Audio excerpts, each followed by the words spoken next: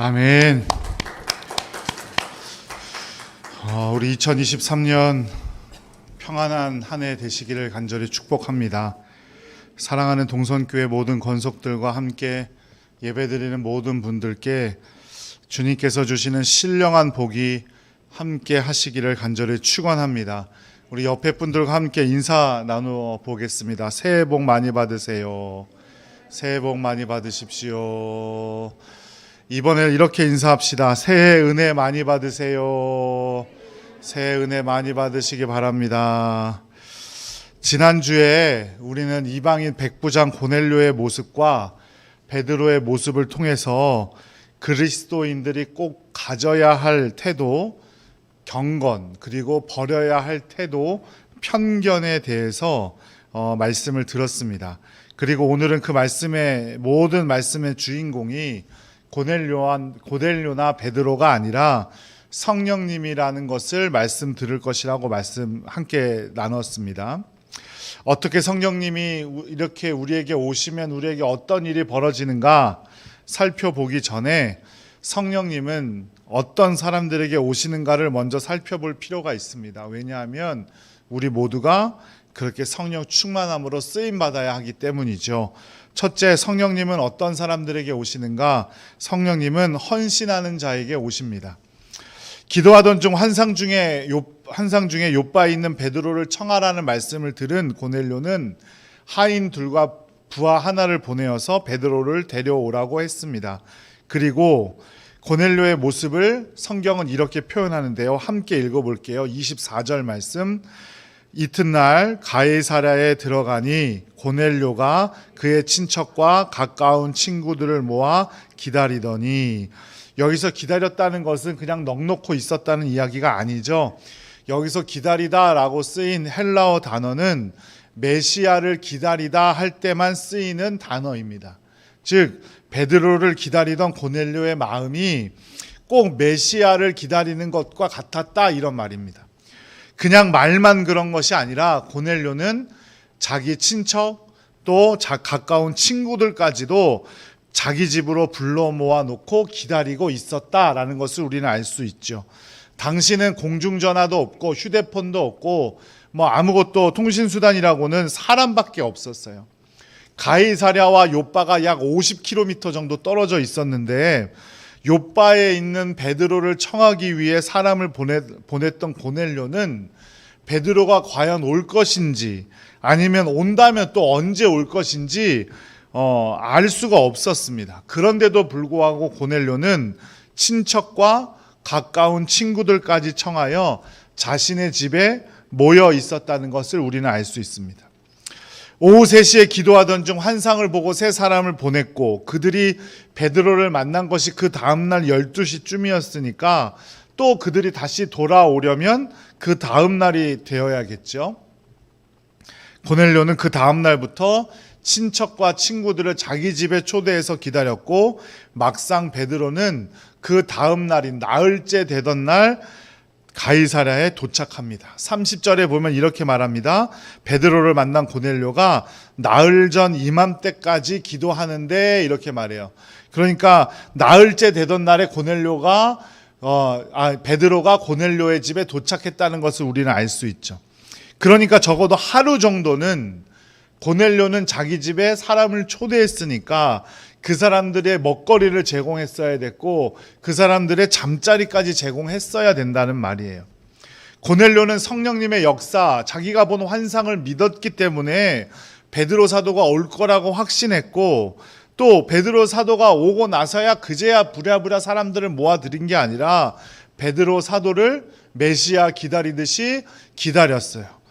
어떤 수고를 다하지 않았어요? 자기가 초대한 사람들에게 먹을거리와 잠자리를 제공해 주는 것, 그런 수고까지도 멈추지 않고 자신이 본 환상이 이루어질 것이라는 믿음을 보였다는 거죠. 참된 생명은 수고 없이는, 헌신 없이는 흘러갈 수 없습니다.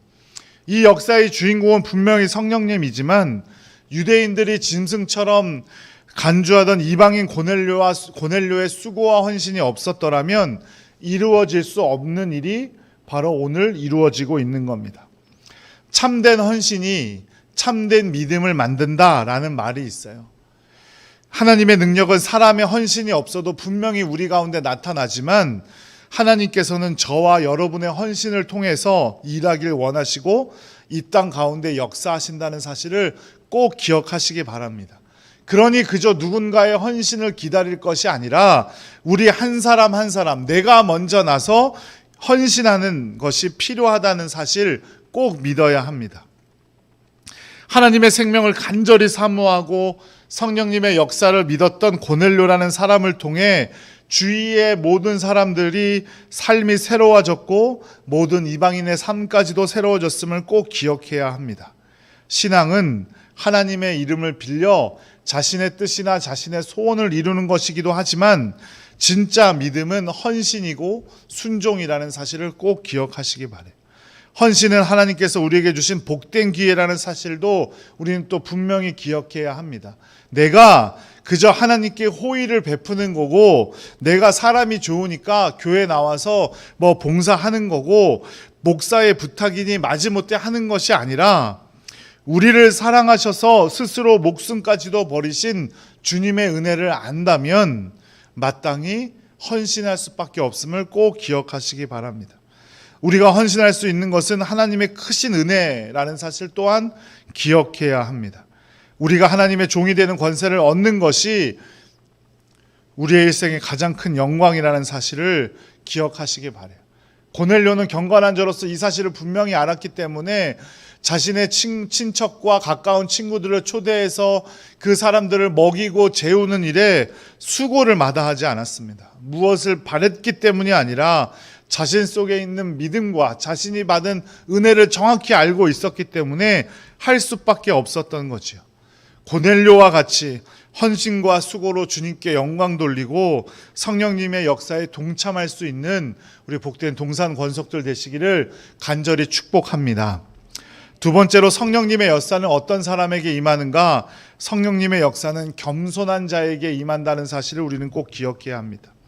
고넬료가 베드로를 만났을 때 고넬료가 베드로의 발 앞에 엎드려 절했다 이렇게 기록하고 있거든요. 그러자 베드로가 어떤 반응을 보였는가? 10장 26절 말씀이에요. 우리가 10장 26절 말씀 함께 읽어보죠. 베드로가 일으켜 이르되 일어서라 나도 사람이라 하고 나도 너희와 같은 사람이야. 사람에게 절할 필요가 없어. 고넬료는 성령님의 역사가 이루어짐을 체험한 거잖아요. 그죠? 자신의 꿈속에서 하나님의 말씀이 성취되는 것을 보고 너무나 기뻐서 베드로의 발 앞에 절했는데 베드로는 그렇게 하지 말라고. 나도 너희와 같은 사람일 뿐이라고 말하고 있습니다. 여기서 말하는 절하다라는 것은 노예가 주인의 발 앞에 입맞추다라는 뜻이고 하나님을 경배하다라는 의미로도 쓰이던 동사예요.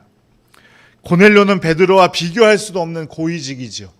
신분뿐만 아니라 로마군의 백부장이라는 것은 로마 황제만을 숭배해야 되고 다른 어떤 신도 섬기지 않겠다는 그 다짐과 결단이 담겨져 있는 계급이에요. 그런데도 불구하고 고넬료는 베드로의 발 앞에 입맞추고 절했습니다. 하나님을 경배했습니다. 자신의 목숨을 내어낼 정도의 일이에요. 그저 발 앞에 절했다는 것은 그저 그렇게 절하고 마는 것이 아니라 그것을 다른 사람이 알 경우 로마 황제만을 숭배해야 할 고넬료가 아주 신분에 큰 폐해를 당할 수 있는 그런 일이었어요. 그럼에도 불구하고 고넬료는 그 가운데 절했습니다. 그리고 베드로의 반응은 나는 특별한 사람이 아니다. 에이 하지마 괜찮아 정도가 아니라 완강하게 거부했다는 의미예요. 베드로는 착각에 빠지지 않았어요. 베드로의 설교를 듣고 3,000명이나 되는 사람이 회개했어요. 그가 손을 잡고 일으키자 걷지 못하던 자가 걷게 되었고 그의 기도로 죽었던 사람이 살아나기도 했어요. 사람들이 얼마나 베드로를 떠받들려고 했겠습니까? 베드로는 얼마나 착각하기 쉬웠겠습니까? 그럼에도 불구하고 베드로는 완강하게 거부했습니다. 그런 베드로의 설교를 들었던 고넬료의 온 집에 놀라운 성령님의 역사가 있었다는 사실을 우리는 꼭 기억해야 합니다. 베드로가 잘났기 때문이 아니고 베드로가 명설교가이기 때문이 아니라 겸손한 고넬료와 겸손한 베드로의 삶 가운데 하나님께서 성령님께서 임했다는 사실을 우리는 꼭 기억해야 합니다. 그 능력이 자신에게서 발휘되는 것이 아니라 하나님께서 오는 능력이며 자기 자신은 아무것도 아니라는 사실을 분명히 알고 순종했기 때문에 역사가 이루어진 겁니다. 마태복음 5장 3절에 이렇게 기록하죠. 심령이 가난한 자는 복이 있나니 천국이 그들의 것이며. 심령이 가난한 자가 어떤 사람입니까? 주님 없이는 나는 아무것도 아니고 어디에도 무용한 사람이라는 사실을 아는 사람이 심령이 가난한 자예요. 주님의 은혜가 없이는 살아갈 수 없음을 아는 사람, 그 사람이 심령이 가난한 자고 겸손한 사람입니다. 그 사람에게 성령이 임하고 천국이 선물로 임한다는 사실을 꼭 기억하시기 바랍니다. 이와 똑같은 장면을 사도 바울에게서도 발견할 수 있습니다. 바울이 바나바와 함께 루스드라라는 곳으로 갔는데 하반신 불구 장애를 겪고 있는 사람이 있었어요. 바울이 치유해 줬죠.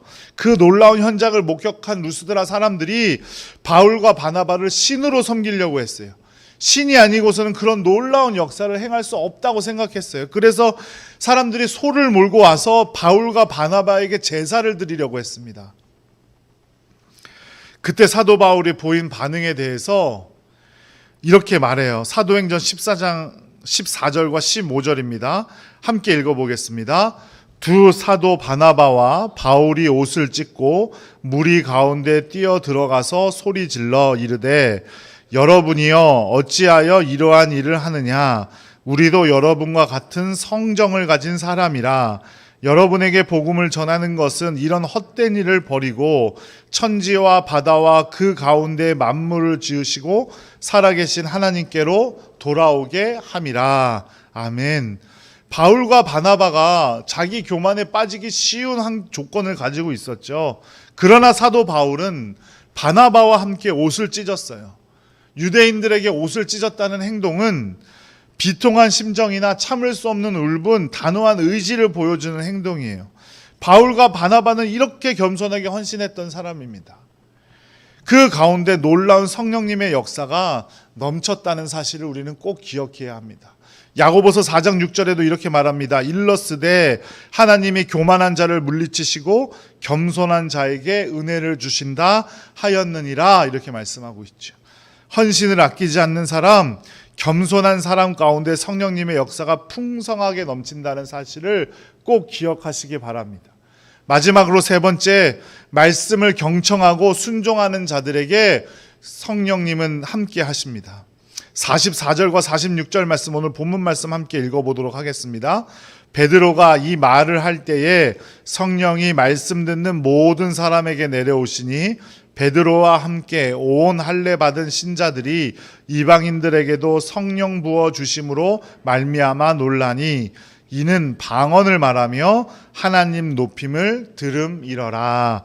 아멘. 베드로의 설교가 채 끝나기도 전에 성령님께서 고넬료 일행에게 강림하셨어요. 그러자 요바에서부터 베드로와 함께 온 그리스도인들이 깜짝 놀랐습니다. 왜냐하면 유대인의 종교 전통에 따르면 이방인들에게 성령님께서 임한다는 사실을 상상해 본 적도 없기 때문이에요. 그리고 이방인 고넬료 일행에게 성령님께서 임하셨음을 그들이 확인할 수 있었던 것은 그들이 방언을 말하며 하나님을 찬양했기 때문이죠. 고넬료 일행이 무언가를 다른 일이 한 것이 있습니까? 없었어요. 그저 말씀을 듣고 있었어요. 말씀을 듣고 경청하고 있었어요. 듣다라는 의미의 단어는 아쿠오라는 단어인데 마음을 다하여 듣고 말씀대로 행하려 결단했다라는 의미를 담고 있는 단어예요. 그저 귀에 들렸다라는 게 아니라 그 말씀을 듣고 내가 그렇게 하려고 결단했다. 그랬을 때 성령님께서 임하셨다는 사실이에요. 고넬료 일행은 온 마음을 집중하여서 하나님의 말씀을 경청하려고 했어요. 단순한 호기심이 아니라 그냥 그 자리에 있을 수밖에 없어서가 아니라 귀 기울여 경청하고 순종하고 그렇게 결단했어요. 그 가운데 성령님의 놀라운 역사가 있었다는 사실을 꼭 기억하시기 바랍니다. 사랑하는 여러분, 우리 모두가 2023년도 이 새해에는 정말 성령님의 권능 가운데 살아가기를 간절히 소원합니다. 그러기 위해선 우리 모두가 함께 헌신하는 마음을 가져야 하고, 또 겸손해야 하고, 또 말씀에 경청하고 순종하려는 마음을 가져야 한다는 사실 꼭 기억하시기 바랍니다. 이제 성령님의 역사가, 성령님이 내려오시자, 그랬던 고넬료의 집에 성령님께서 내려오시자 어떤 역사가 있었는지에 대해서 우리 함께 말씀을 통해서 보도록 하겠습니다. 말씀에 보면 성령님은 44절 말씀에 모든 사람에게 내려오셨다라고 기록하고 있어요. 차별하지 않으셨다. 이방인이라고 차별하지도 않고, 백부장이라고 높은 계급이고 계급이 아닌 거에 따라 차별하지도 않고, 남자나 여자나 차별하지도 않고, 나이가 많든 적든 차별하지 않았다는 의미예요. 성령님의 역사는 이와 같이 어떤 막힌 담도, 우리를 구분하는 차별도 용납하지 않으신다는 사실을 꼭 기억하시기 바랍니다. 하나님의 나라는 이와 같습니다. 어떤 차별도 없습니다. 오직 믿음이고, 이런 믿음을 증명할 수 있는 증거, 즉 우리가 앞에서 보았던 겸손, 말씀에 순종하는 헌신, 그것 외에는 어떠한 것도 차별하지 않으십니다. 차별 없이 성령님이 임하자 이들은 방언을 말하며 하나님을 높였다라고 기록하고 있습니다. 방언이란 성경에서 세 가지로 구분할 수가 있는데, 첫 번째로 사투리, 즉 다른 언어라는 뜻입니다. 사도행전 2장의 방언의 역사가 바로 이 다른 단어, 사투리 이런 뜻이죠. 두 번째는 영의 언어라는 뜻을 가지고 있습니다. 고린도전서 12장에 보면 방언의 은사에 대해서 설명하고 있는데, 이 방언의 은사가 영적인 언어, 세상 어디에서도 쓰지 않는 그 하나님 나라의 언어를 말하고 있는 겁니다. 그리고 세 번째, 방언도 역시 사탄의 속임수가 있을 수도 있습니다. 첫째 줄 때 방언의 특징은 하나님을 높이기 위한 것이고 능력 있는 말이라는 사실을 기억해야 합니다. 이 은혜 가운데, 성령님의 임재 가운데 능력 있는 말을 하는 여러분들 되시기를 간절히 축원합니다. 오늘 본문에서 나오는 방언은 방언의 세 가지 중에 첫 번째, 평소와 사용하던 다른 언어, 다른 말로 말하기 시작했다는 겁니다. 사도행전 2장에 보면 성령님이 임하자 사람들이 자기가 쓰던 언어로 각자 다 말하기 시작을 하는데, 어떻게 됐다 그랬어요? 서로 다 알아들었다 그랬어요. 그 말들을 전부 다 알아듣게 되었어요. 구약의 바벨탑 사건에 인간의 교만으로 사람을 흩으셨죠. 언어를 다르게 만드셨어요. 사람들 간에 말이 통하지 않게 만드셨는데, 성령님의 역사가 임하자 서로가 말이 통했다는 거예요. 사도행전 2장 말씀에 보니까 불의 혀처럼 갈라지는 것이 각 사람 위에 하나씩 임하여 있더라 라고 말하고 있어요.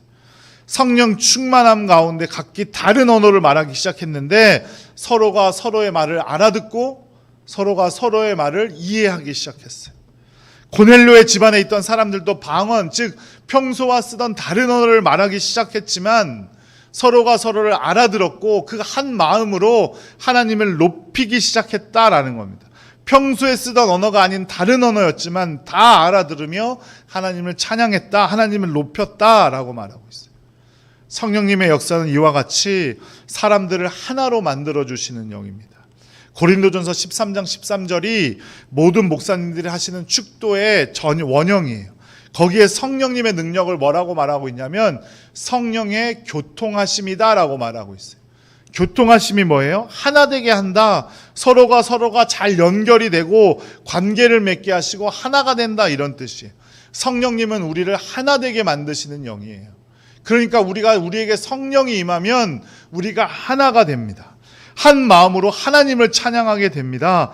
존 웨슬리는 어떤 사람이 거듭난 사람인지 아닌지 보려면 그 마음속에 성령님이 계신지를 보면 된다고 했는데, 성령님이 계신지 아닌지 어떻게 압니까? 우리가 그 사람의 행동을 통해서 사람들이 하나가 되는지, 아니면 그 사람을 통해서 자꾸 분열이 되고 차별하고 구분하는지를 보면 된다는 말입니다. 어떤 한 사람에게 성령님이 계신다면 하나된 마음으로 함께 하나님을 찬양하게 됩니다. 이것이 바로 성령 세례라고 말하는 겁니다. 물 세례와 성령 세례가 있죠. 물 세례는 세례 요한의 세례를 말합니다. 회개했고 구원 받았으며 이제 나는 전혀 다른 삶을 살아가겠다는 결단과 다짐으로 교회 공동체 가운데 자신을 공동체 앞에서 결단하는 것이 바로 물 세례입니다. 구원의 표징이죠. 하지만 성령 세례는 구원받은 자가 하나님의 능력을 받는 것을 말해요. 사도행전 18장에 보면 아볼로가 물 세례를 받았지만 성령 세례에 대해서는 모르고 있는 장면이 나옵니다. 에베소 교회 성도들도 성령이란 말도 들어보지 못했다 이렇게 말을 해요. 즉 믿음의 사람들도 성령을 받지 못하는 경우가 많지요.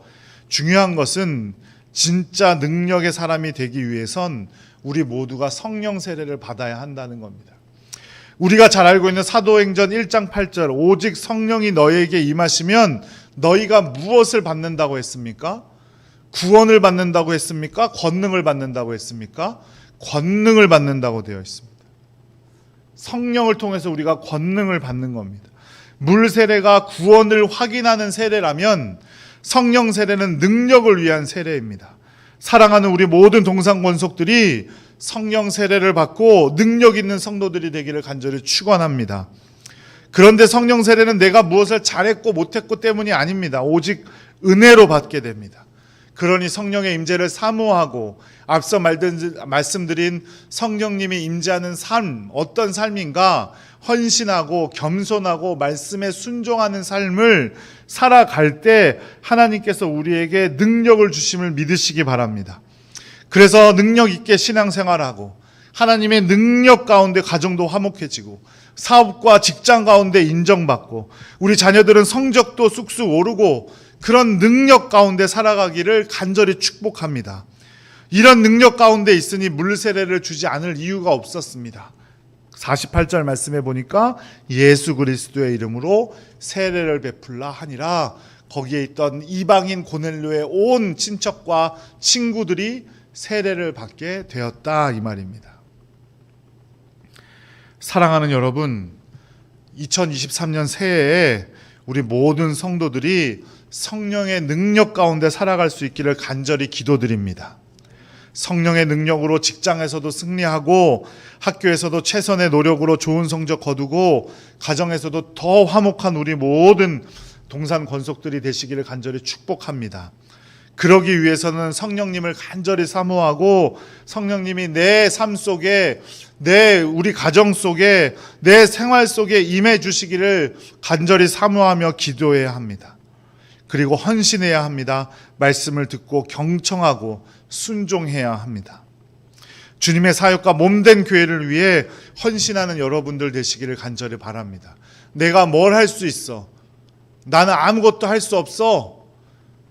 내가 나이도 많고 건강도 그렇고 뭐 집안 사정도 그렇고 회사에 바쁘고 뭐 학교 다니라 바쁘고 그런 것이 아니라 헌신할 때 여러분의 헌신 가운데 주님의 놀라운 능력이 임하고 그 능력으로 그 모든 일을 감당하게 하게 된다는 사실을 꼭 기억하시기 바라요. 새해엔 더 겸손한 마음으로 하나님께 매달리고 주님이 아니라면 난 아무것도 아니라는 믿음으로 주님 의지하며 살아가기를 간절히 소원합니다. 그 가운데 성령님의 능력이 반드시 우리와 함께 할 줄로 믿습니다. 2023년 그 성령님의 능력으로 은혜 충만하고 능력 충만한 삶을 살아가는 우리 동상권속들 되시기를 간절히 기도드립니다. 기도하겠습니다. 하나님 아버지, 우리 교회 모든 성도님들에게 성령의 세례를 베풀어 주시옵소서. 성령의 세례가 임한 자들에게 기름 부으심이 더 충만하고 성령 충만한 능력 있는 삶을 살게 하시고 2023년 승리하는 삶을 살게 하여 주시옵소서. 자기 자신이 주인공이 아니라 성령님을 주인공으로 삼고 헌신하고 겸손하고 말씀에 순종할 때 성령님의 권능으로 살아가는 복된 성도님들로 삼아 주시옵소서. 우리를 구원하신 나사렛 예수 그리스도의 이름으로 간절히 기도드립니다. 아멘.